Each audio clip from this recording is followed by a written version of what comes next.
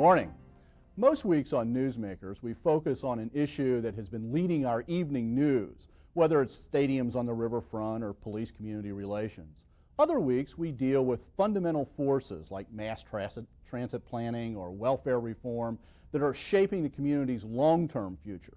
This week, we introduce a slightly different approach. This morning, the entire Newsmakers is devoted to a conversation with one person whose influence and interests reach across a wide array of challenges facing Cincinnati.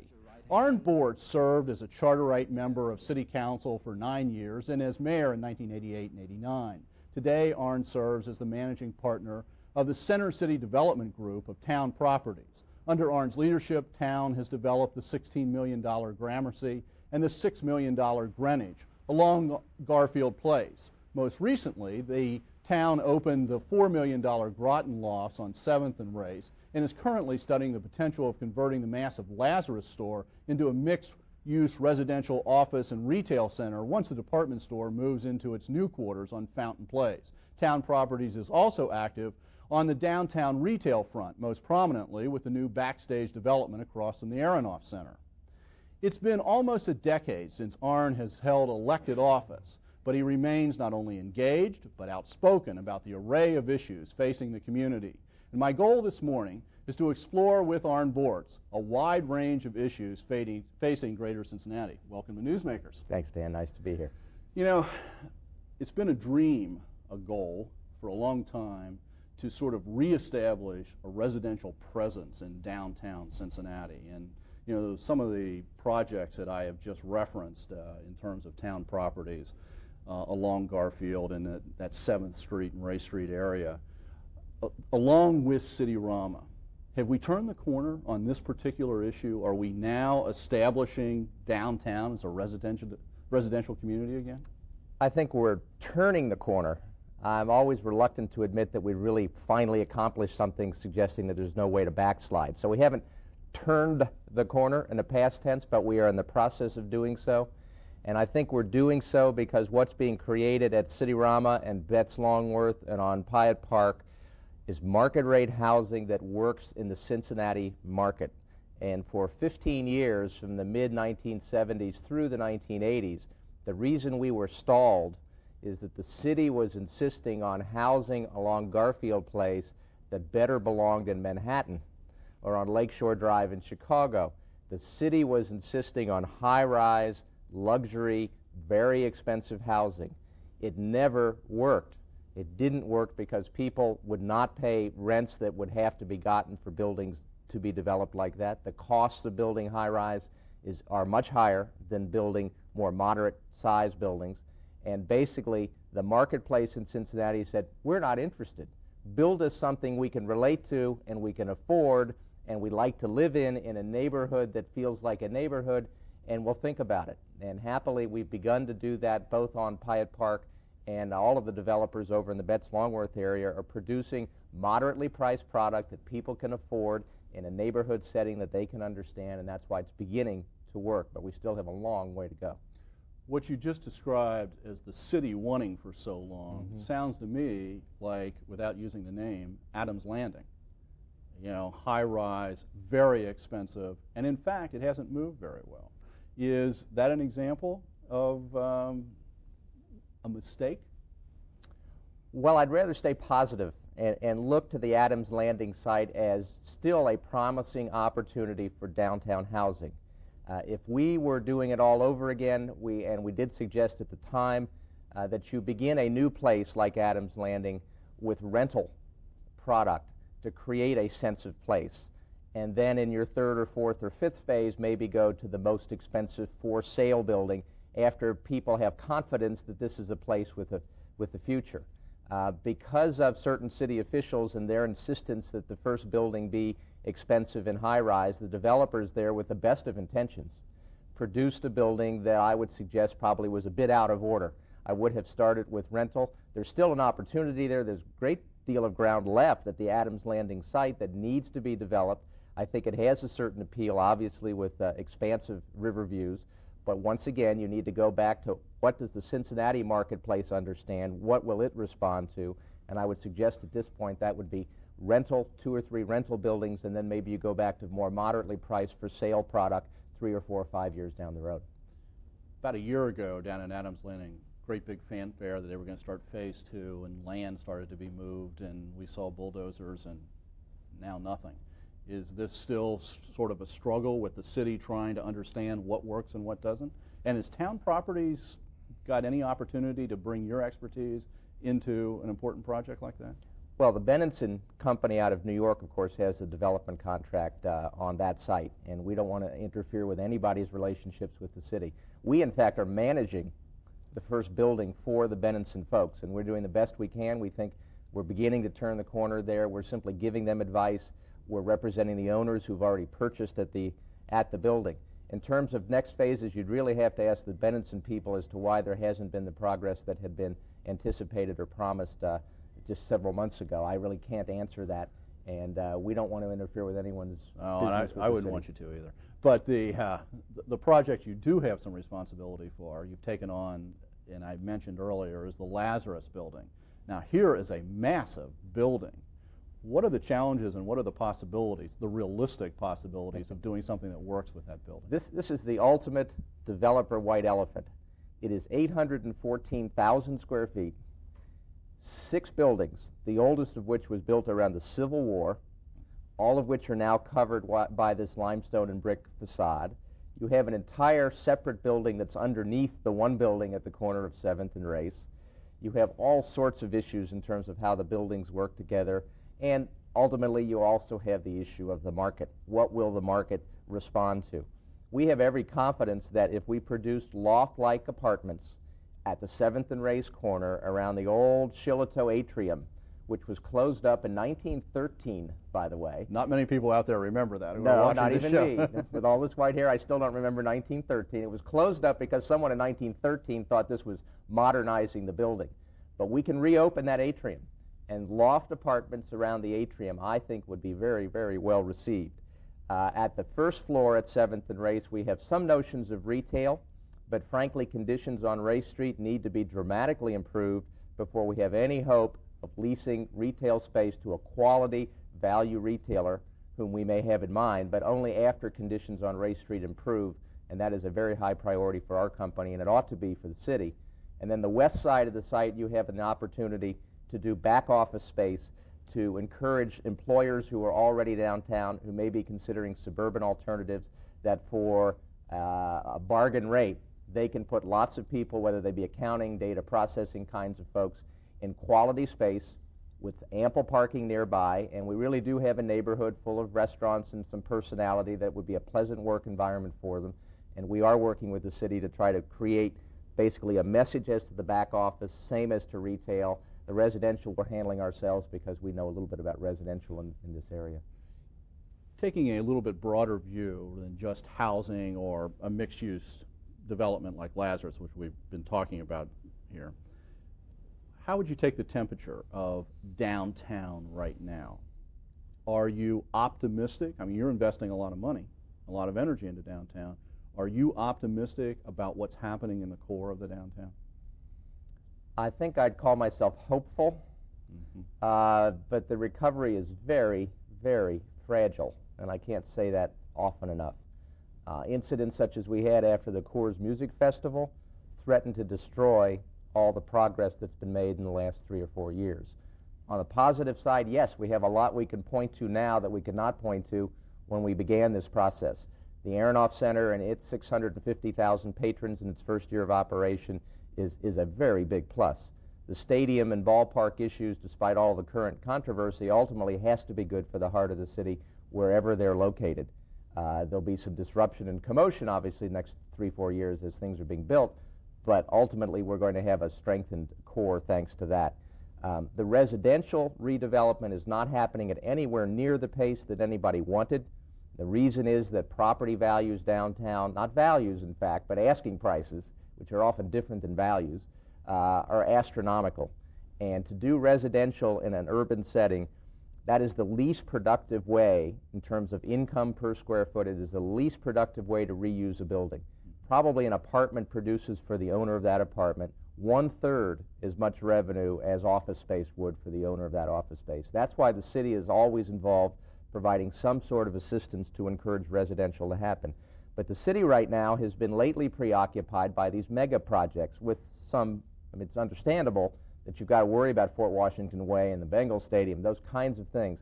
As a consequence, in my judgment, the city has not really but has not paid a lot of attention to the resources it needs to set aside if it wants to continue the residential redevelopment momentum that we've begun starting in 1992, which is when the Gramercy was completed.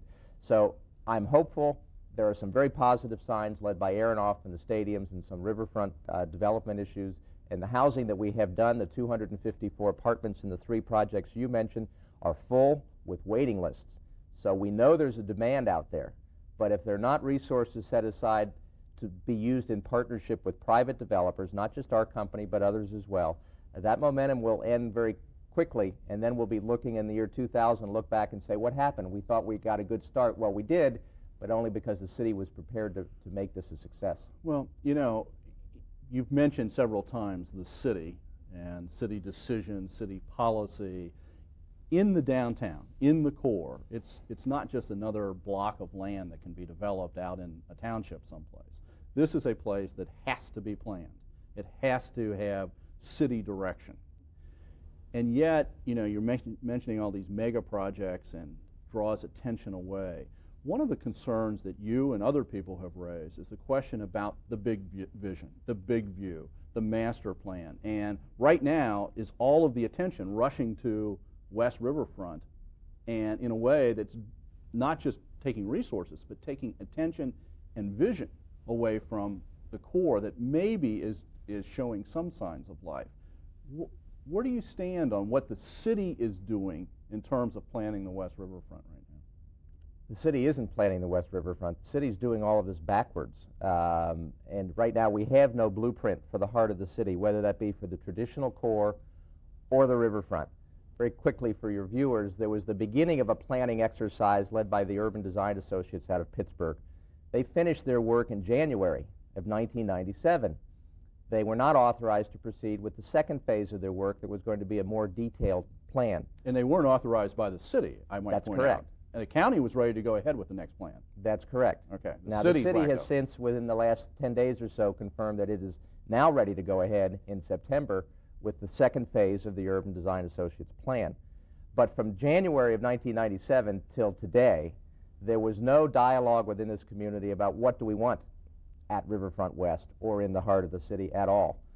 Despite that, the city administration has come forward with proposed amendments to the 2000 plan, which is supposed to be basically our Bible for planning. However imperfect it is, it's the one document that's there that's trying to say what the city ought to be all about, and is suggesting that council move ahead swiftly with the approval of these amendments prior to the planning process, which is putting the cart before the horse. Usually you come up with amendments to a plan as a product of a planning process. You bring your experts in from wherever they happen to come.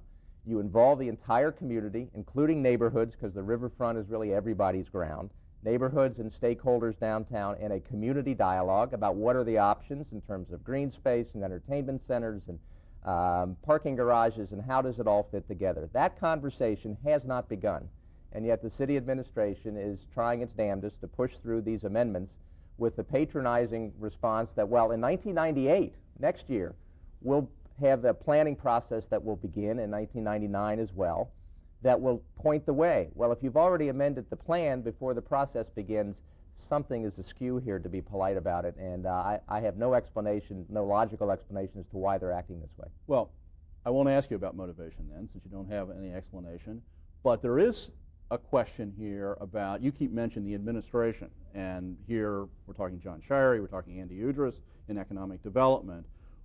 What's the relationship of council, the elected policy-setting body? What are they doing in the midst of this? They're hearing the same discussions that the rest of us are hearing, or the lack of discussion. They see the administration going off on its direction. Where's council in this? I guess you'd have to ask them. Do you see them? I've not been working directly with council members to share my points of view with them. I've had a few phone conversations. It seems to me that for the last several months, their only source of information has been the administration. Well, if your only source of information has a given point of view, chances are you'll share that point of view because they're the only people you're hearing from. I don't think most citizens are even aware of the conversation that's taking place now about how do we plan the future of the city.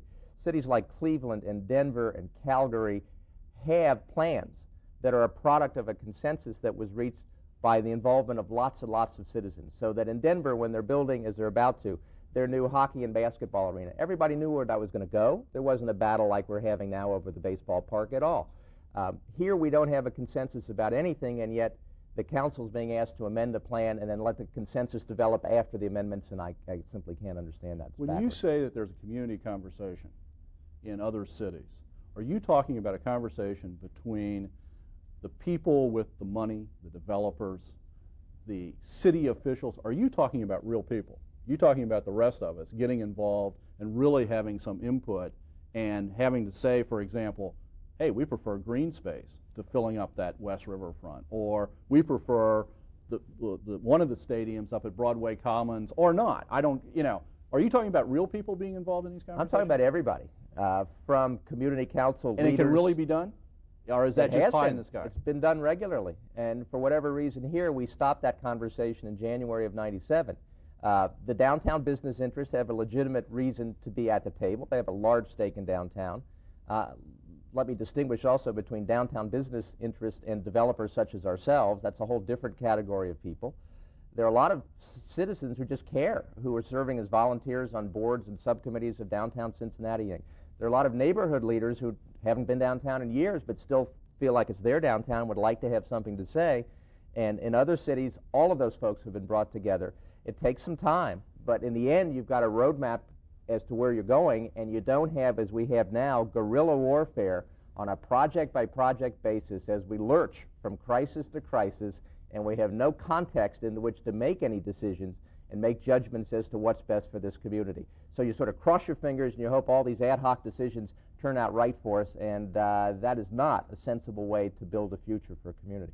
Well, we have to take a break right now, but we're going to come back and stay tuned, because right after the break, we'll return and talk about one way of thinking about that context that Arn Bortz is talking about.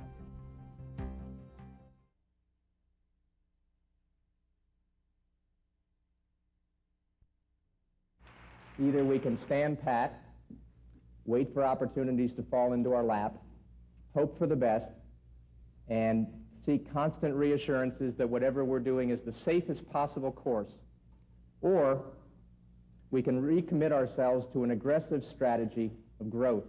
Other cities, particularly if you look at Columbus and Indianapolis, have expanded their geographic boundaries, have provided a greater inventory of land which can be developed for both residential and commercial development. Well, Arn, that was from your the day you were sworn in 1983. I think I earlier said that you became mayor in '88. I was wrong on that. '83, the day you were sworn in as mayor, and there you were talking about the need for Cincinnati to expand. I think if you go back and you take a look at that full context, actually one of the ways you were talking about that was the city reaching out and annexing parts of the county that were in the townships. I'm not sure you would still propose that as an approach. I don't know, maybe you would.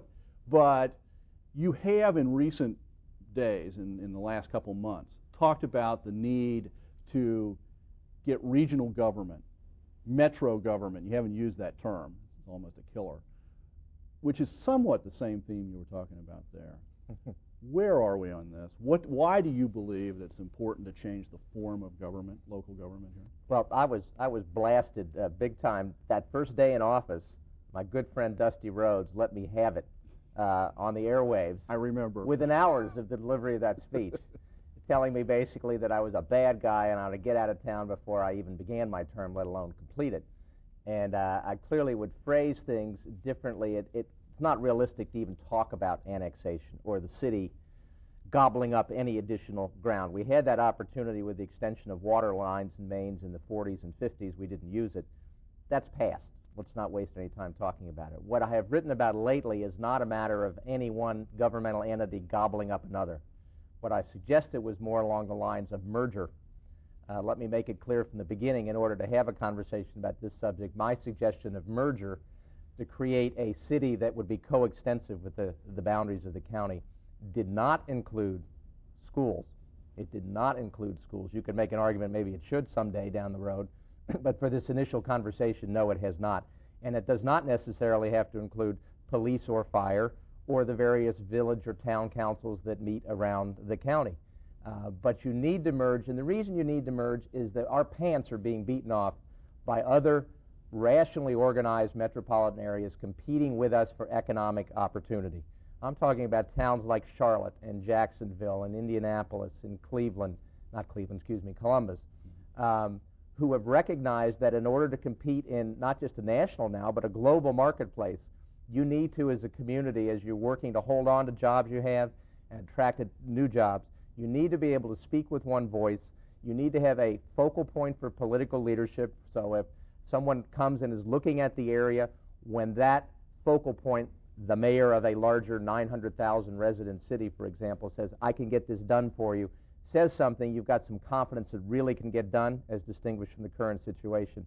Now, I'm well aware that there are a lot of folks out in the townships and in smaller incorporated jurisdictions in Hamilton County who will say, I don't want anything to do with annexation. Look at all the problems the city has. And what I would say to them is, you know what really matters is what opportunities will your children and grandchildren have to stay in this community? How vibrant will the community be? How vibrant will the economy be 5, 10, 25 years from now if we continue with this mid-19th century patchwork quilt of governments as we have them? There are a lot of, number one, functions that are already regional in nature that people sort of don't think much about, that cross jurisdictional lines, such as water and sewer and transit and air quality. All of those are services delivered on a regional basis. But there's a great example, sewers, for example. It is now on almost a countywide basis. The western part of the county still isn't sewered. But we then, 6 months ago, we were fighting about that. I mean, we've been working with that. We've been delivering the service for some time, and then all of a sudden, we turn it into a fight. And it seems like the entities that exist now aren't looking for areas of cooperation, and this is what's discouraging to me. I thought we had opportunities for cooperation with the stadiums, with the riverfront. Not only is that falling apart, it looks like we look for opportunities to fight with each other over things like sewers, for goodness sakes. Well, I think you're making my point, because the fight over sewers was between two governments that claim the same turf. My point is, you merge the governments, you have a county-wide government, at least as to certain services, which will not be fighting with itself.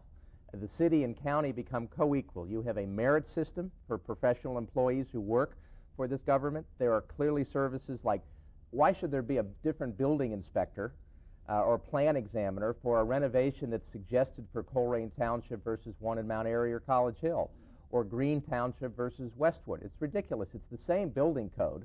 Why should someone who's cutting the grass in Winton Woods not be able to go over to Mount Airy with the same equipment and take care of Mount Airy? Right now, unfortunately, what you have after 200 years of history is mutual suspicion, big time, on the part of city people toward the county and the part of county people toward the city. I have the luxury of not being elected to anything and not caring really who I make angry, of saying whatever's on my mind, and really the purpose of my comments recently in the papers were the same as they were the day I got inaugurated. I'm just suggesting a somewhat different manner to get there. Okay, I'm a historian, and I've been doing some research recently in the 1920s growing out of the charter movement, which you're a part of. Proudly, yes. And as soon as they cleaned up City Hall, they went on to try to deal with this sort of issue of regionalism, and it's popped up again and again over the decades. Realistically, is there any reason to believe that now is a time we can really move this forward? And we're about out of time. We're running a little short here. I guess I'm hopeful. I have no illusions it's going to happen overnight. But there is no guarantee that Cincinnati will retain its position of regional leadership in the decades ahead simply by standing still. Just because we've been regional leaders for the last 150 years is no guarantee that we will continue to be. And there's nothing to guarantee that the airport will continue to grow or the Procter & Gamble will always be here. I hope it won't take a crisis as bad as some large company announcing, we're out of here, sorry, we can't stand the insanity any longer. I hope it won't take that to wake people up that we need to plan and organize ourselves, excuse me, to succeed in the future. We are not organized to succeed as an area. We also need to organize, I should say, also across the river and the 8 counties and 3 states to really be an effective community and competing with others for opportunity in the future. Well, unfortunately, we're out of time. Thanks for sharing your ideas. We'll have you back in the future because I got a feeling there'll be more ideas in the future. Thanks, Dan. And thank you for being with us. Join us again next Sunday when we will again talk in depth with the women and men working now to shape Cincinnati tomorrow.